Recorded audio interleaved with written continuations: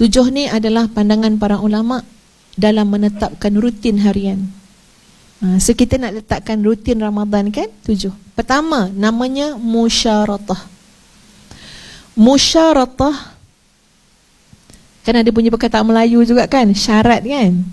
Musyaratah adalah membuat syarat kepada diri kita sendiri, meletakkan syarat. Ini langkah pertama untuk desain Ramadan. Apa dia musyaratah? Apa yang kita nak syaratkan kepada diri kita harus jelas. Contoh ya tuan-puan, ambil kertas, ambil pen, tulis musyaratah. Tuan-puan tulis apa nak syaratkan masa Ramadan. Pertama, saya nak jaga solat duha dengan istiqamah. 1. Nombor 2, saya nak pastikan setiap solat fardu dilakukan dengan berjamaah. 2 dah. Ya, nombor 3. Apa lagi nombor 3? Saya insya-Allah nak pastikan setiap hari sekurang-kurangnya 1 juzuk Al-Quran untuk baca, 2 helai muka surat Quran untuk tadabbur. 3.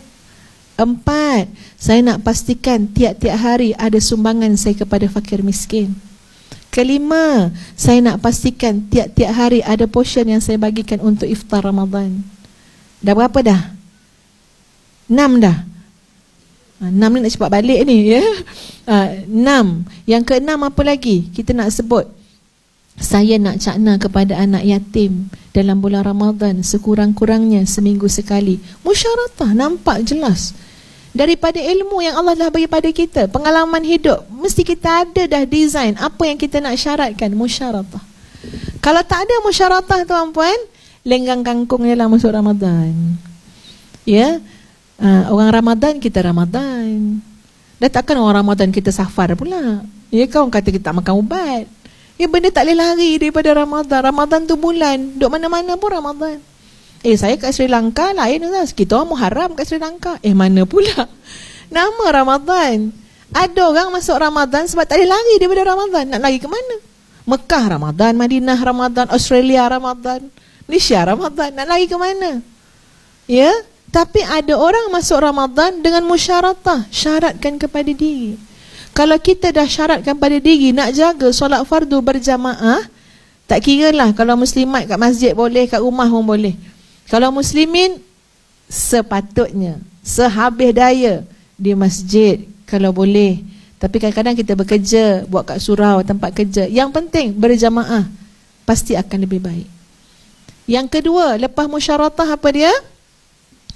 Musyaratah, lepas tu yang kedua muraqabah. Muraqabah adalah menghalusi, memperhatikan betul-betul setiap yang kita syaratkan itu akan berlaku. Sedap buat syarat muslimin muslimat ya, nak itu, nak ini, begitu, begini, tiba masa nak buat fail. Kenapa? Sebab tidak ada mekanisme namanya muraqabah.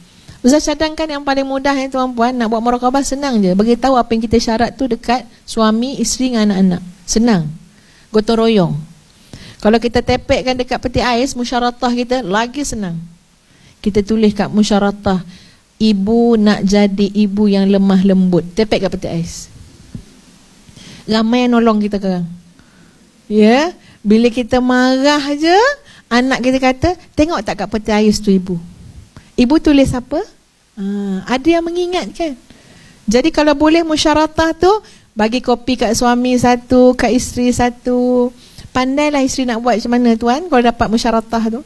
Ya, kita tulis nak sentiasa jaga solat fardu berjemaah. Cukup dengan isteri je nanti.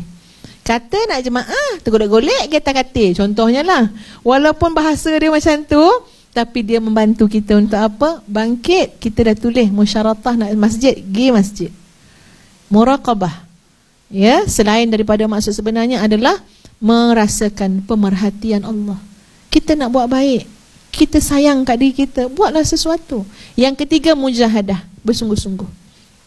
Tak ada benda dapat dengan jalan mudah. Ya, sangat sukar, jalan ke syurga ni mahal. Kena mujahadah dengan hawa nafsu. Orang yang bangun malam tu pun bukan tak ngantuk tuan-puan, dia pun ada mata kak, sepasang mata. Dia ngantuk, mujahadah, mujahadah. Orang yang banyak sedekah tu bukan tak sayang ke duit, dia pun sayang kat duit. Mujahadah, yakin dengan Allah, apa yang ada di sisi Allah lebih baik daripada apa yang ada di sisi manusia di tangan kita. Selepas mujahadah, muhasabah yang nombor 4. Ni hari kelima muhasabah balik. Ya Allah, 4 hari dah aku tak buat semua yang aku syaratkan. 4 hari semua yang aku tulis tu cuma dapat 2 daripada 20. Muhasabah, di mana kesilapan dan kelemahan?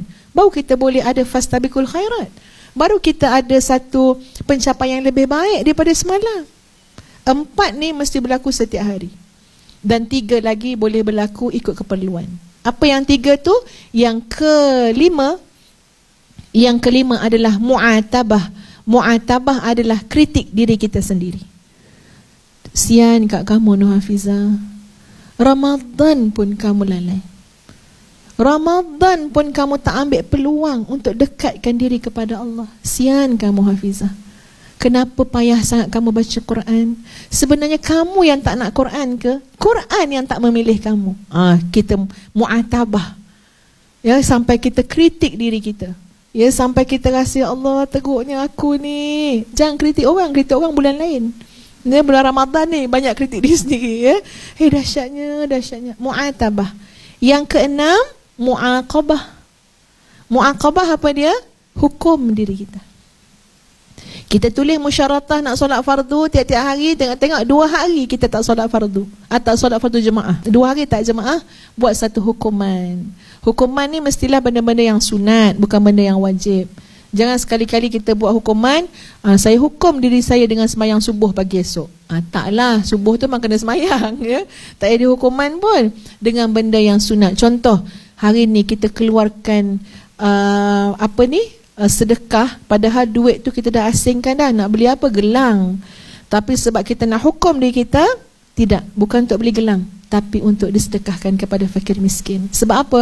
Sebab aku lalai 2 minggu tak solat tahajud. Itu mu'aqabah. Itu memang sayang diri sendiri, tuan-puan. Tak ada orang tolong buat untuk kita, ya, kita buat sendiri. Yang terakhir, yang ke-7, namanya mukafaah. Mukafaah ni apa dia? Mukafaah ni reward diri kita sendiri.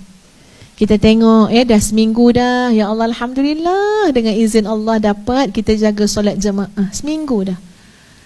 Kita pun reward kat diri kita sendiri. Teman abah sikit, abah gimana abah nak beli baju baru, jubah baru. Kenapa pula beli jubah baru? Raya 3 minggu lagi. Tak, abah nak mukafaah. Cakap Arab abah dia, ya. Abah nak reward diri sendiri. Kenapa? Ada kejayaan yang abah berjaya buat dalam hidup. Kejayaan, tuan-puan, dapat jaga solat jemaah ni kat masjid ni. Reward diri kita. Sebab tu saya kata 3 yang terakhir tu tak perlu buat hari-hari lah, ikut pada keperluan. Kalau kita design macam tu, tuan-puan, 7 perkara ni, InsyaAllah hidup kita hari ni lebih baik daripada semalam. Esok insyaAllah panjang umur lebih baik daripada hari ini. Sebab kita ada pengukur dia, kita ada mekanisme yang mendesain hari-hari kita. Dan ini Ustazah petik dalam kitab Al-Khittah Al-Barraqah Lidhin Nafsit Tawaqah. Perancangan-perancangan yang sangat hebat, perancangan-perancangan yang cemerlang untuk pribadi-pribadi yang hebat. Jadi mudah-mudahan tuan-tuan dan puan-puan sekalian, dengan sedikit sebanyak yang Ustazah kongsikan ini dapatlah memberi satu peringatan kembali kepada kita, dapat memberikan sedikit panduan dan bimbingan untuk kita jadi lebih baik lagi, ya, melakukan kebaikan dan belum berlumba dengan kebaikan. Kita kena ingat, tuan-puan, ya, di atas muka bumi ini ada hamba-hamba Allah yang betul-betul berjaya, ya, menghidupkan Ramadan ini dengan sebaik-baiknya. Tapi ya, dengan syarat tadilah yang telah Ustaz katakan, kita ni ibarat macam melancong, ya. Akhir sekali ada satu analogi. Tuan-puan tengok macam mana orang naik kapal terbang kan, nak naik tinggi, dia tak boleh bawa semua. Dia tak boleh buat rumah. Nak naik kapal terbang nak buat rumah, nak bawa kereta, payah juga tu. Ya, kita nak naik kapal terbang, air pun tak boleh bawa. Macam-macam dia scan kan, yang ni tak dia bawa. Menasabahlah. Ya, nak naik tinggi ni ringan-ringan lah sikit kan. Dia bawa yang berharga je lah. Yang tak berharga jangan dia bawa kuali lah, apa tak payah. Ya, beli kat tempat baru tu. Macam mana dengan perjalanan kita menuju Allah? Semakin tinggi dan tinggi, banyak benda kita kena lucutkan. Dunia, ya, makhluk, Kita kena bebaskan diri kita daripada semua-semua tu. Jadi itu semua, Masya Allah, adalah perjalanan rohani yang kita akan sama-sama nikmati dalam Ramadan ini. Ya, untuk Ustazah huraikan perkara tu dengan keterbatasan ilmu pun tak dapat nak huraikan, keterbatasan masa, ya. Tapi apa yang saya sebutnya setidak-tidaknya memberikan sedikit suntikan dan kesedaran. Ya, kemudian carilah guru, ya, untuk fahami lagi apa maksud pengembaraan rohani, ya, pengembaraan spiritual ini, sampai kita benar-benar dapat menghayati, menikmati, ya, keyakinan kepada Allah, mengenal Allah Azza wa Jalla dengan segala kesempurnaan.